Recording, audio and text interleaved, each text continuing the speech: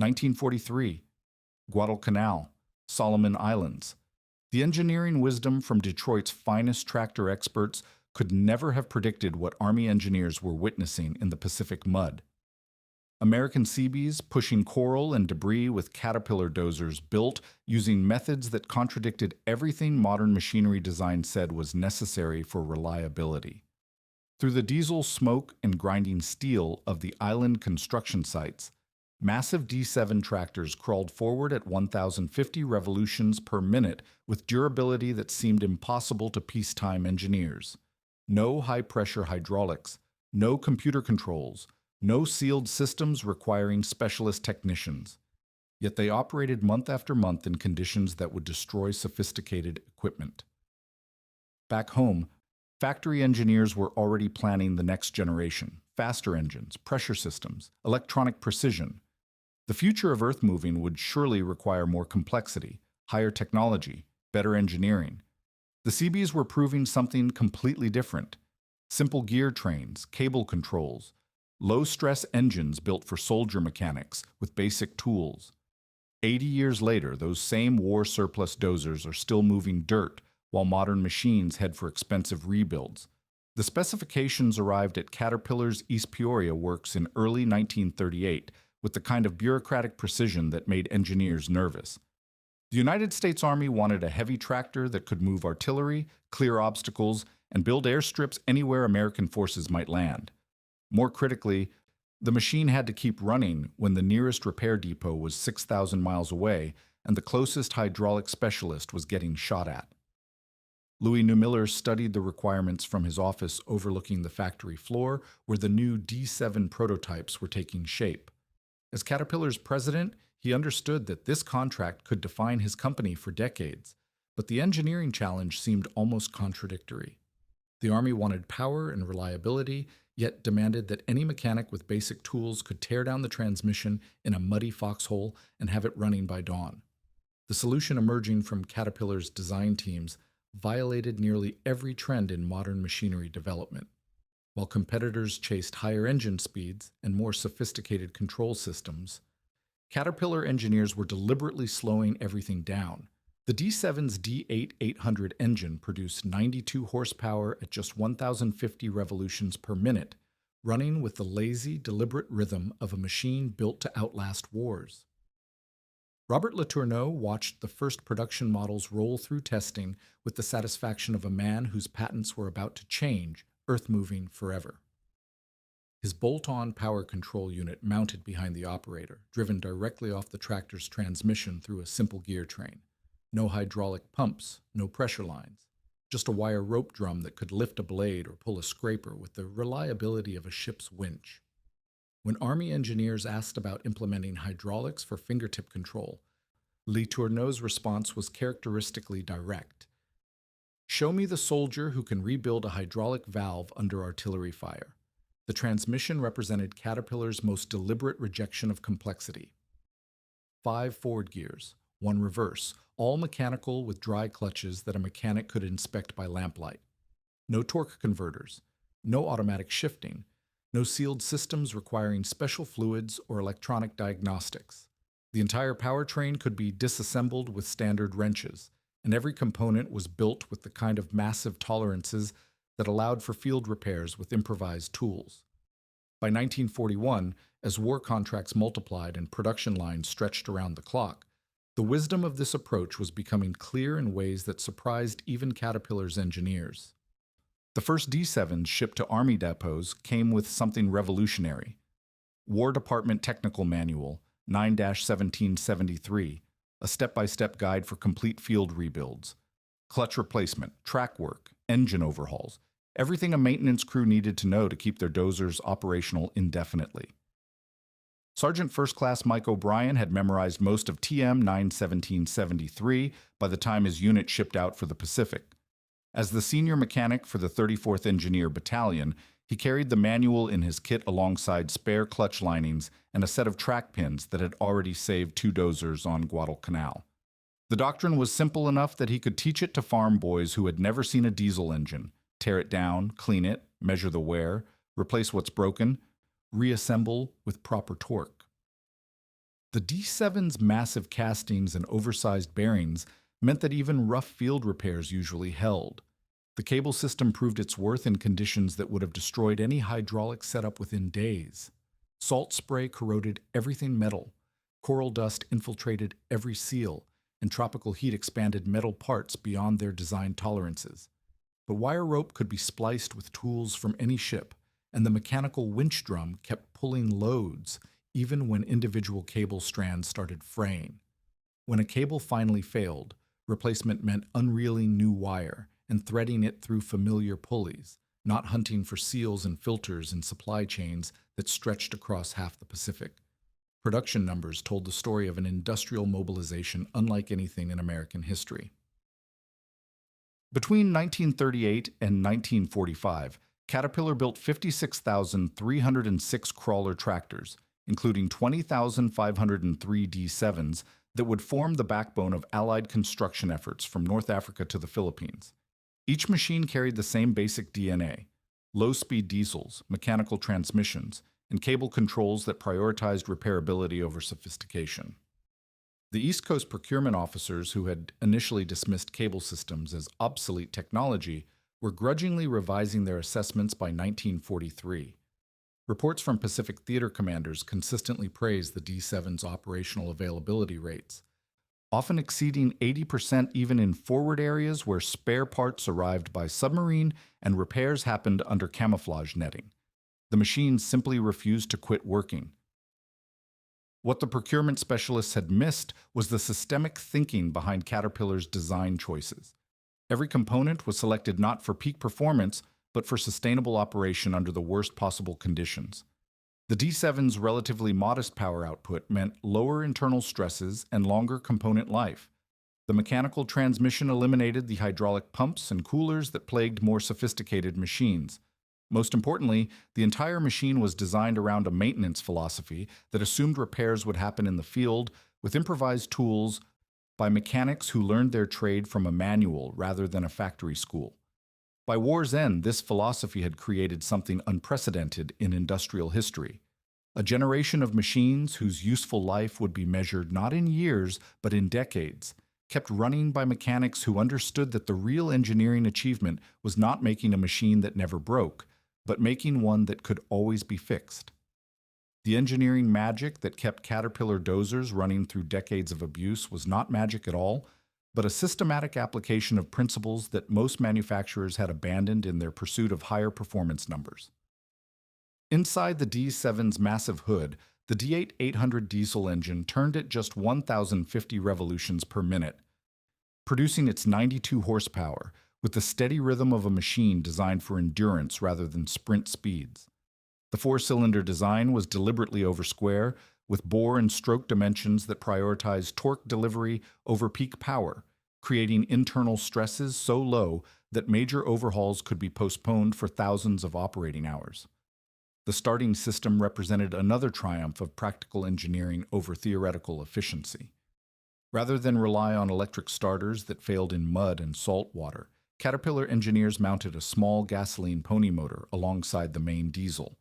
The pony fired easily in cold weather, warmed the diesel block through a mechanical connection, then cranked the main engine until compression ignition took over.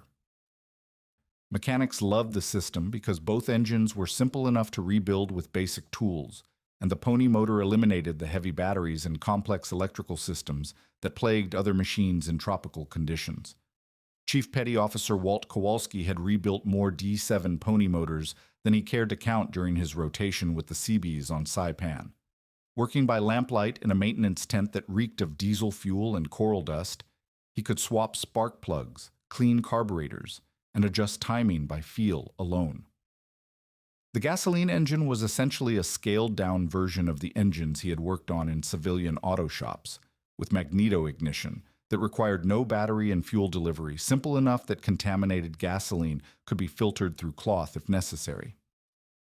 When the main diesel refused to fire after sitting in salt spray for weeks, the pony motor always seemed to cough to life with a few pulls of the starter rope. The transmission design reflected the same philosophy of sustainable engineering that governed every aspect of the D7's construction: 5 forward gears and 1 reverse, all engaged through mechanical dog clutches that provided positive engagement without the slipping and heating problems of friction systems. The gear ratios were widely spaced to provide maximum flexibility in matching engine power to ground conditions, from first gear's crawling torque multiplication to fifth gear's road speed capability. Most importantly, every component in the transmission could be inspected visually and measured with basic tools, eliminating the guesswork that plagued more sophisticated systems. Kowalski's maintenance log from July 1944 recorded the kind of field repairs that proved the transmission's design excellence. A D7 had thrown a track while pushing coral fill for an airstrip extension, jamming the final drive and twisting the transmission case. Working through the night with a crew of 3 mechanics, Kowalski had the transmission out of the machine by midnight, the case welded and machined straight by 0400, and the entire assembly reinstalled and tested by dawn. The Dozer was back in service before the morning shift began, having received what amounted to a complete drivetrain overhaul, using nothing more sophisticated than a portable welder and a hand-cranked drill press. The undercarriage system embodied Caterpillar's most radical departure from conventional thinking about machine durability. Rather than designing tracks to last until replacement, the engineers built them to be continuously rebuilt and renewed. Track pins and bushings were designed with specific wear patterns in mind, allowing crews to turn bushings to their unworn sides when wear reached predetermined limits, effectively doubling track life without ordering new parts. Rails could be flipped when one side wore thin, and individual shoes could be replaced as they cracked or broke, maintaining track integrity without complete replacement. This philosophy extended to every wear component on the undercarriage. Sprockets were built with replaceable segments that could be swapped individually. Idler wheels used standard bearings available from multiple suppliers. Even the track tensioning system was designed for field adjustment and repair, using a simple grease gun mechanism that could be serviced with tools carried in the machine's standard kit. The result was an undercarriage system that could theoretically operate indefinitely with proper maintenance, each component renewed before it reached the point of catastrophic failure. The operational specifications that emerged from this engineering approach told the story of machines built for sustained performance rather than peak capability. A standard D7 weighed 30,870 pounds in combat configuration with a drawbar pull rating of 21,000 pounds in first gear. These numbers represented conservative engineering margins that ensured the machine could deliver its rated performance hour after hour, day after day, without the dramatic power curves and thermal limitations that characterized higher performance designs. The larger D8 pushed these principles even further, with its D13000 engine producing 145 horsepower at just 1,000 revolutions per minute from 20.4 liters of displacement. The 6-cylinder diesel was essentially a scaled-up version of the D7's power plant, maintaining the same low-specific output that guaranteed long service life and field repairability. Operating weight increased to over 40,000 pounds, but drawbar pull climbed proportionally to handle the heaviest construction and earth-moving tasks. What distinguished these machines from their higher-performance competitors was not any single engineering breakthrough, but the systematic integration of design choices that prioritized long-term reliability over short-term impressiveness. Every component was built with massive safety margins. Every system was designed for field maintenance. Every specification was set conservatively enough to ensure that real-world performance would consistently meet or exceed rated capabilities. The result was a generation of machines that would continue proving their design philosophy long after the war that created them had passed into history. The first wave of surplus D7s began appearing at government liquidation sales in the spring of 1946. Their olive drab paint faded, but their drivetrains intact after thousands of hours of Pacific theater service. At Camp Polk in Louisiana, contractor Jim Brennan walked the rows of parked machines with the methodical attention of a man who understood that he was looking at 20 years of profit if he chose correctly.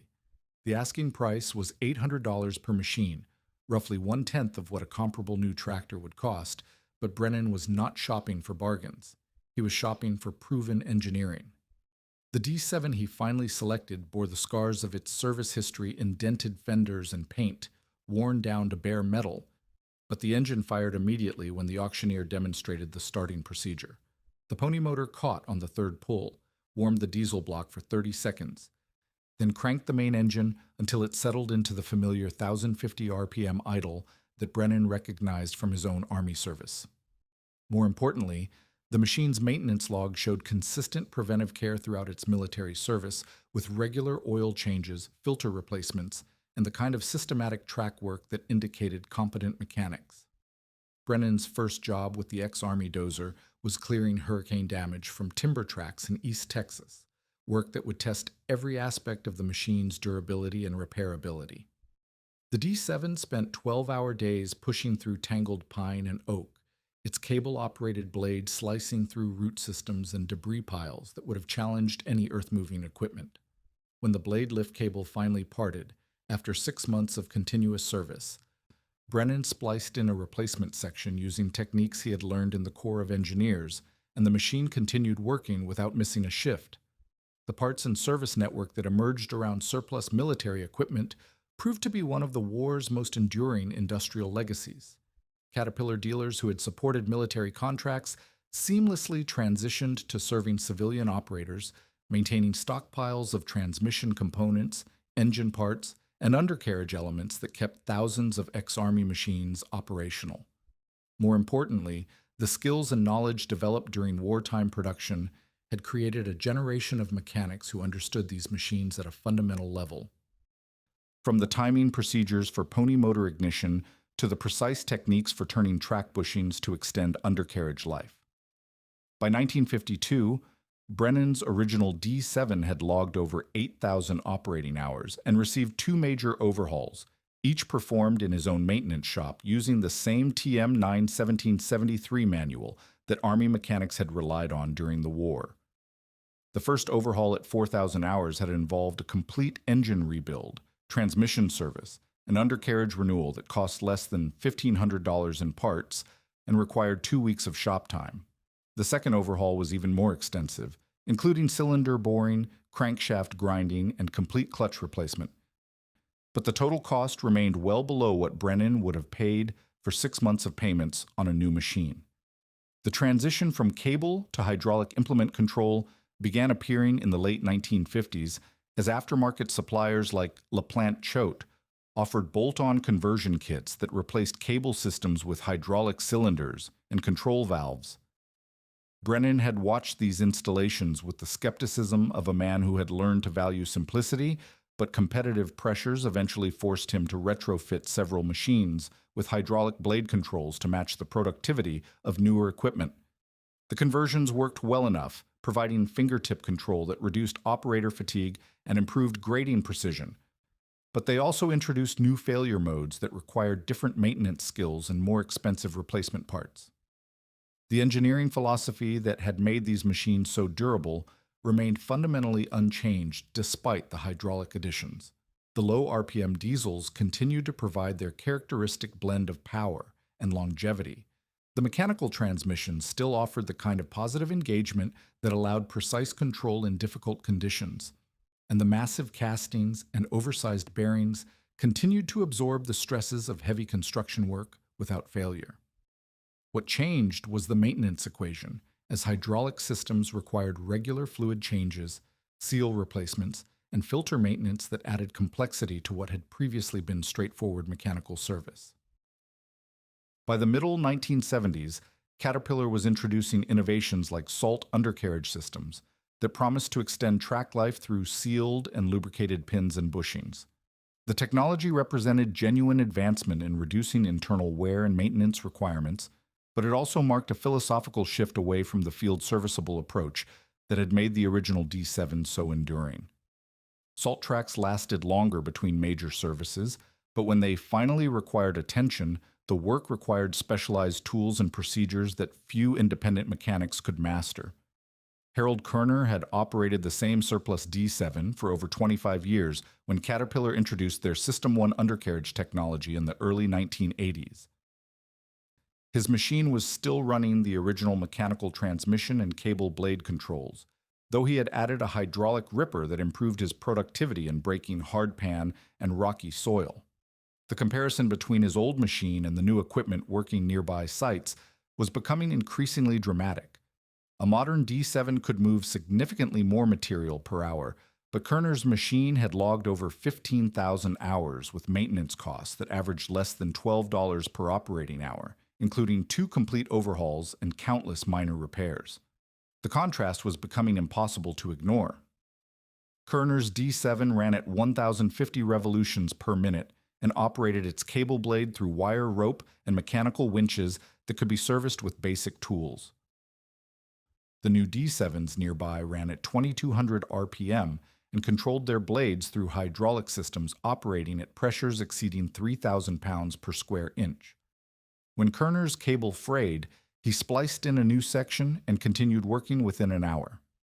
When a hydraulic hose failed on the newer machines, work stopped until replacement parts could be shipped from dealers who maintained inventories of components that cost more than Kerner's entire annual maintenance budget. The old engineering choices were proving their wisdom in ways that would define earth-moving economics for decades to come. The D7R that Rick Matthews purchased in 2008 represented 4 decades of engineering advancement over the surplus Army Dozers that were still working construction sites across America. At 265 horsepower, the machine produced nearly 3 times the power of its wartime ancestors while burning 30% less fuel per cubic yard moved. The electronic engine management system optimized combustion for both performance and emissions compliance. The 4-speed power shift transmission automatically selected optimal gear ratios, and the sealed cab provided climate control and noise levels that transformed dozer operation from endurance trial to comfortable work environment. The hydraulic systems that controlled every aspect of the machine's operation represented the most dramatic departure from earlier designs. Main hydraulic pressure operated at 6,092 pounds per square inch, while the blade circuit maintained 3,300 psi for precise grading control. Electronic joysticks replaced mechanical linkages, providing fingertip control over complex implement functions that would have required multiple operators on cable-controlled machines. Grade control technology guided the blade automatically using GPS signals, maintaining precise elevations and slopes that reduced finish grading requirements and improved productivity on highway and commercial projects. Matthews had financed the D7R through Caterpillar Financial at a monthly payment of $4,800, reflecting a purchase price that exceeded $400,000 with attachments and technology packages. The financing terms assumed a 7-year service life, with trade-in value supporting the purchase of replacement equipment. But the economic reality of modern earthmoving was proving more complex than the payment schedules suggested. The first major maintenance event occurred at 2,800 operating hours when the undercarriage reached the end of its useful life. The salt system had performed as designed, extending track life well beyond what earlier dry-pin systems could achieve, but replacement costs reflected the precision manufacturing required for sealed and lubricated components. A complete undercarriage renewal, including track chains, sprockets, idlers, and rollers, carried a parts cost of $87,000 before labor and installation expenses. Matthews faced the uncomfortable arithmetic that his undercarriage replacement costs nearly equaled the total purchase price of 3 surplus D7s in similar operating condition. The hydraulic system began displaying the characteristic problems of high-pressure, high-flow designs as operating hours accumulated. Seal failures in the main hydraulic pump required complete pump replacement at a cost of $14,000, while contamination in the pilot hydraulic system necessitated flushing and rebuilding the entire control circuit. The electronic joystick controllers, which provided precise implement control through pressure-sensitive pilot valves, proved vulnerable to dust and moisture intrusion that caused erratic operation and expensive replacement cycles. Most challenging were the emissions control systems that had been mandated by Environmental Protection Agency Tier 4 final regulations. The diesel oxidation catalyst, diesel particulate filter, and selective catalytic reduction system worked together to reduce exhaust emissions to levels that satisfied increasingly stringent environmental standards. But the complexity of these systems introduced new maintenance requirements and failure modes that significantly impacted operating economics.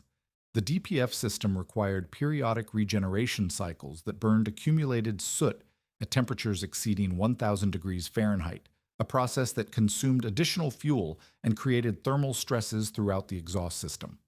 When Matthews's DPF began showing contamination warnings at 6,700 operating hours, the diagnostic process revealed the kind of cascading failures that characterized modern machinery maintenance. The particulate filter had been damaged by incomplete regeneration cycles, caused by a faulty exhaust temperature sensor, which had allowed soot accumulation that eventually plugged the honeycomb substrate. Replacement required not only a new DPF unit costing $12,000, but also complete system cleaning and recalibration that added another week of downtime and $4,000 in labor charges. The selective catalytic reduction system presented its own maintenance challenges through diesel exhaust fluid consumption and injector fouling. DEF quality was critical to system operation, with contaminated fluid causing crystallization in injection nozzles that required complete injector replacement. The urea storage tank and associated plumbing were vulnerable to freezing damage in cold weather, despite heating elements designed to prevent crystallization. When the SCR catalyst finally reached the end of its service life at 9,200 hours, replacement cost $18,000 plus the system downtime required for installation and calibration. By the time Matthews's D7R reached 8,000 operating hours, the convergence of major maintenance requirements was creating financial pressure that threatened the viability of the entire operation. The machine needed its second undercarriage renewal, hydraulic system overhaul, and after-treatment component replacement simultaneously, representing a combined parts and labor cost that exceeded $150,000. Monthly payments continued regardless of maintenance schedules, creating a cash flow crisis that forced difficult decisions about equipment retention versus replacement. The contrast with older equipment operating on the same job sites was becoming impossible to ignore. A contractor working nearby was still operating two D7s purchased from military surplus in the 1960s, machines that had logged over 20,000 hours each with maintenance costs that averaged $18 per operating hour over their entire service lives. When major repairs were required, the work could be performed in the contractor's own shop using techniques and parts that had remained essentially unchanged for decades. The cable blade controls had never failed. The mechanical transmissions required only periodic clutch adjustments, and the low-pressure hydraulic systems that had been added in the 70s continued operating with simple seal kits and fluid changes. The financial mathematics were brutal in their clarity. Matthews's modern D7R had cost more to purchase than the combined value of 6 comparable surplus machines, required maintenance facilities, and diagnostic equipment that few independent contractors could afford, and generated operating costs that pushed many projects beyond profitability margins. The engineering advances that had produced dramatic improvements in productivity, operator comfort, and environmental compliance had also created economic pressures that were fundamentally restructuring the earth-moving industry around shorter ownership cycles and higher capital requirements that favored large contractors over independent operators. The proving ground that would define 7 decades of earth-moving philosophy was a highway-widening project outside Bakersfield, California, in the summer of 2012. Pacific Coast Construction had committed to moving 400,000 cubic yards of hardpan and fractured rock in a 6-month contract that would test every aspect of equipment reliability and operator skill. Site Superintendent Dave Castellanos faced the project with a mixed fleet that represented the entire evolution of Caterpillar dozer design, from a meticulously maintained D7 3T purchased from military surplus in 1968 to a fleet of current-generation D7Rs equipped with grade control technology and emission systems that met the latest EPA standards. The vintage D7 weighed 31,870 pounds and carried the DNA of its wartime ancestry in every component. The D8 800 diesel still produced 92 horsepower at 1,050 revolutions per minute, turned over by the same gasoline pony motor design that had proven itself on Pacific atolls 7 decades earlier. The 5-speed mechanical transmission engaged with the positive authority of dog clutches that had been rebuilt 3 times during the machine's civilian service, while the cable-operated blade lifted and angled through wire rope and mechanical winches that Castellanos could service with tools from any hardware store. Operating alongside the vintage machine, the modern D7R represented 4 generations of engineering advancement in a package that produced 265 horsepower through electronic engine management and 4-speed power shift transmission. The hydraulic implement system operated at 3,300 pounds per square inch, providing fingertip control through electronic joysticks that translated operator inputs into precise blade movements. Grade control technology guided cutting and filling operations automatically, maintaining designed elevations within tolerances measured in fractions of inches rather than the hand and eye approximations that governed earlier earth-moving work. The productivity comparison was immediately obvious to anyone watching the two machines work the same material. The modern D7 could move nearly twice as much dirt per hour as its vintage counterpart, thanks to higher blade capacity, more precise control, and engine power that peaked at 2,200 revolutions per minute. Fuel consumption per cubic yard favored the newer machine by significant margins, reflecting decades of advancement in combustion efficiency and electronic engine management. Most importantly, the enclosed cab and ergonomic controls reduced operator fatigue to levels that allowed sustained productivity throughout 12-hour shifts that would have exhausted operators of earlier equipment. But the real test began when both machines required maintenance after 6 weeks of continuous operation. The vintage D7 developed the characteristic symptoms of an aging cable system when individual strands began parting under the constant stress of blade operation. Mechanic Tom Valdez diagnosed the problem during the morning pre-shift inspection, identifying 3 broken strands in the lift cable that would require attention before the day's work began. Working with tools from the machine's standard kit, Valdez cut out the damaged section, spliced in a replacement length, using techniques that had remained unchanged since the 1940s, and had the dozer back in service within 90 minutes. The modern D7R presented a more complex diagnostic challenge when its electronic joystick began responding erratically to operator inputs. The machine's computerized monitoring system generated fault codes that pointed to problems in the pilot hydraulic circuit, but identifying the specific failure required diagnostic equipment that connected to the machine's electronic control modules through specialized interfaces. The troubleshooting process revealed contamination in one of the pressure-sensitive pilot valves, a component that cost $800 and required overnight shipping from the nearest Caterpillar dealer.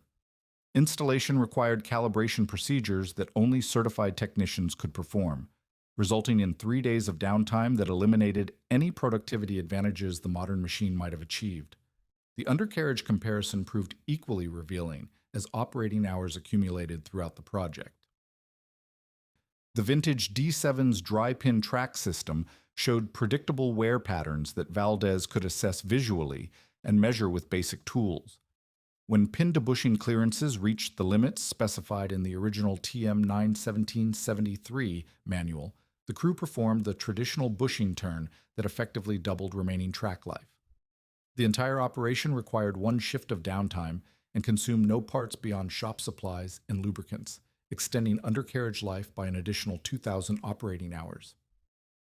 The D7R's salt undercarriage system demonstrated the precision engineering that characterized modern equipment design with sealed pins and bushings that eliminated the regular lubrication requirements of earlier systems.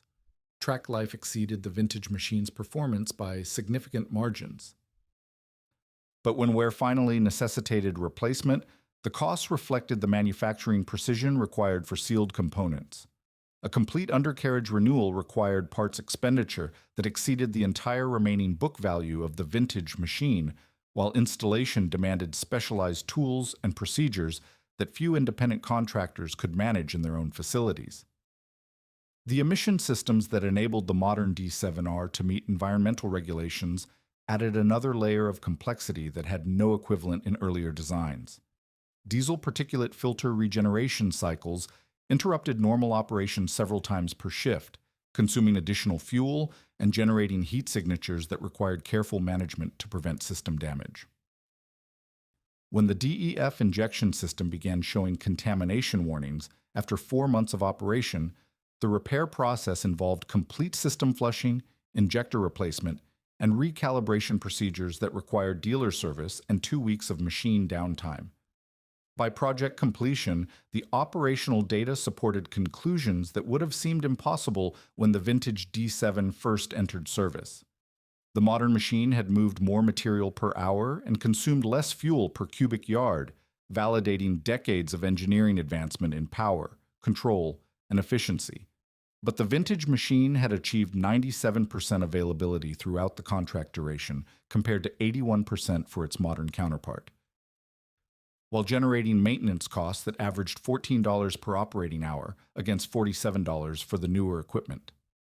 The engineering philosophies that had seemed obsolete were proving their enduring relevance in the arithmetic of construction economics, where machines that ran consistently often outperform machines that ran faster but less reliably.